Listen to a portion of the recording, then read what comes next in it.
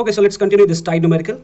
All calculations in this tide numerical you have to do on the basis of standard time, not on the basis of GMT, mind you, on the basis of standard time. How to get this standard time? If standard time is already given, you will continue with standard time. If standard time is not given, you will calculate by this formula. LMT is equal to GMT plus LIT east minus LIT west. LMT से या फिर SMT से आपको GMT पे आना है. Longitude आपको मिल जाएगा, वो जो पेज नंबर आप टर्न कीजिएगा रिस्पेक्टेड पोर्ट का with by seeing that port number. And इस स्टैंडर्ड पोर्ट की बात कर रहा हूँ मैं. Then you will calculate the LIT by dividing longitude by 5. तो लॉन्गिट्यूड आपको वहीं पेज पे मिल जाएगा. ETT table, ETT volume 1 2 3. SMT और LMT से आप GMT पे आएंगे और जोन टाइम अगर प्लस दिया रहेगा वो भी आपको उसी पोर्ट के पेज पे मिलेगा कि जोन टाइम प्लस 5 आवर्स है, 8 आवर्स है या माइनस 8 आवर्स है या जो भी है. तो प्लस रहेगा तो आप माइनस करेंगे और माइनस रहेगा तो आप प्लस करेंगे. फॉर एग्जाम्पल 0920 वॉज LMT और SMT given in the question. SMT अगर पहले से दिया हुआ है तो no need to do this calculation, you can continue with SMT only. But this is a very good point to be noticed in tide work question कि SMT पे कैसे आना है. सो SMT और LMT उसका मैं बता रहा हूँ. LMT और SMT is here ships mean time, not standard time.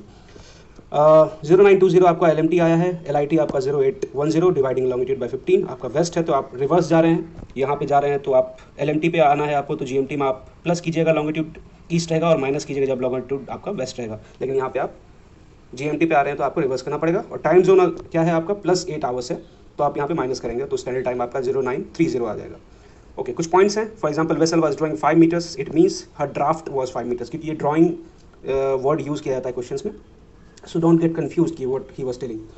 The question was telling that vessel was having draft of 5 meters. If it says vessel was drawing 5 meters, it means a draft was 5 meters. Okay. Find the correction to be applied. If the question mentions find the correction to be applied, it means they are asking you height of tide. So again, don't get confused.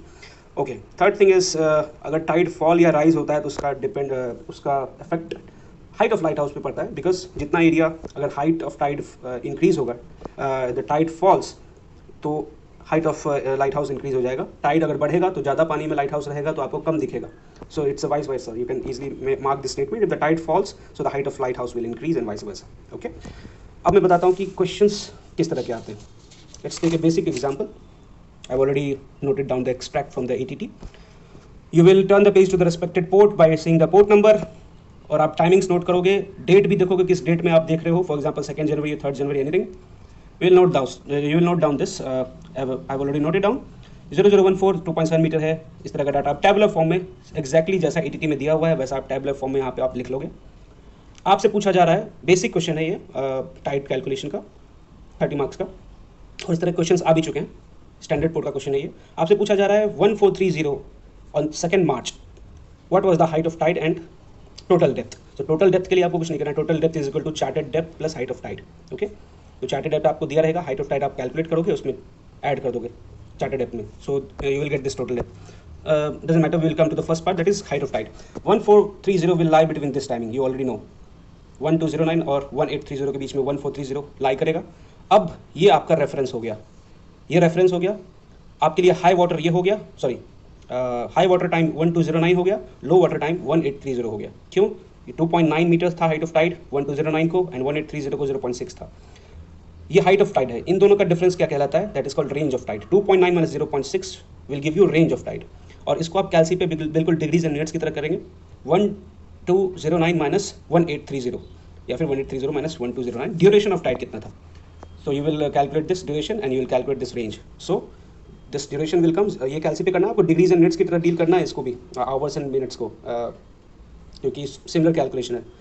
0621 hours we found out that was the duration of the tide, and difference between 2.9 and 0.6 was 2.3. this is range, this is duration. ये आपको हर एक step में करना ही करना है. उसके बाद आप ग्राफ पे आ जाओगे. आपसे पूछा जा रहा है 1430 को what was the height of tide on 2 March. Graph पे आ गए हम लोग.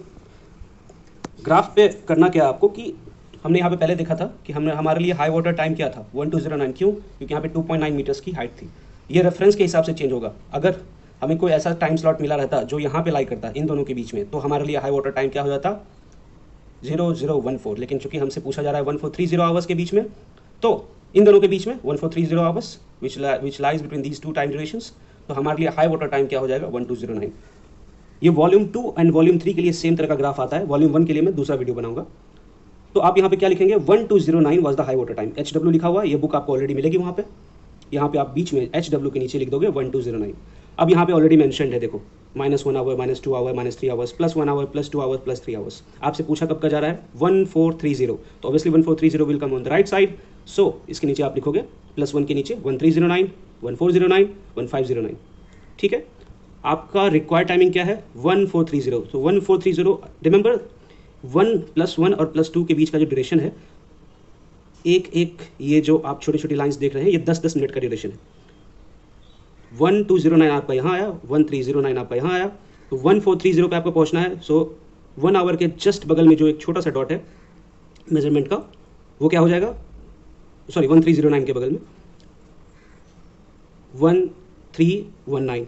सिमिलरली हमें फाइंड आउट करना है 1430, सो दिस इज 1409, तो ये क्या हो जाएगा 1429, सॉरी 1419, और ये क्या हो जाएगा third dot 1429, 1409, 1419 and 1429।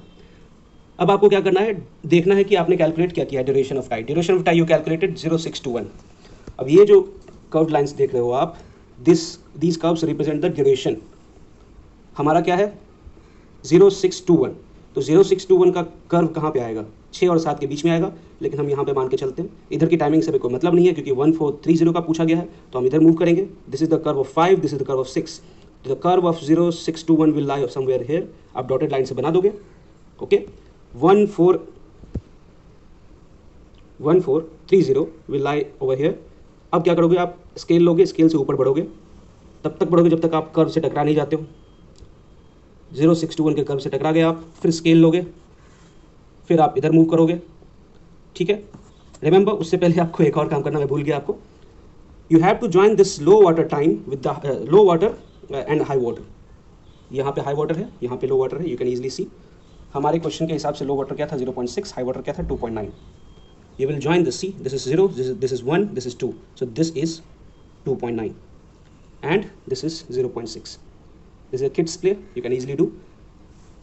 Okay, now moving back. हमने यहाँ पे टाइमिंग फाइंड आउट कर ली कि हमारी टाइमिंग कहाँ पे रहेगी, उससे हम ऊपर बढ़ेंगे, एक इंटरपोलेटेड ग्राफ बनाएंगे 0621 आवर्स का, क्योंकि ये ड्यूरेशन का ग्राफ है। ऊपर बढ़ेंगे, ये 1430 जिस पे टकराएगा, जिस भी ग्राफ पे, उस ग्राफ से हम वापस इधर आएंगे परपेंडिकुलरली, मतलब parallelly to this line, parallel to this line, will move here. हम किससे टकराएंगे, वो जो हमने एक लाइन खींची थी हाई वाटर लो वाटर को ज्वाइन किया था हमने, we will meet over here. अब यहाँ पे आने के बाद we will again go upwards, बिल्कुल जो भी जाना है स्ट्रेट जाना है।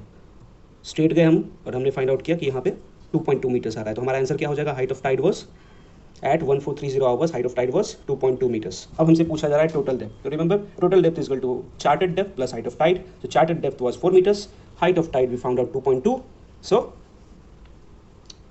4 plus 2.2, this 6.2 will be the total depth, okay.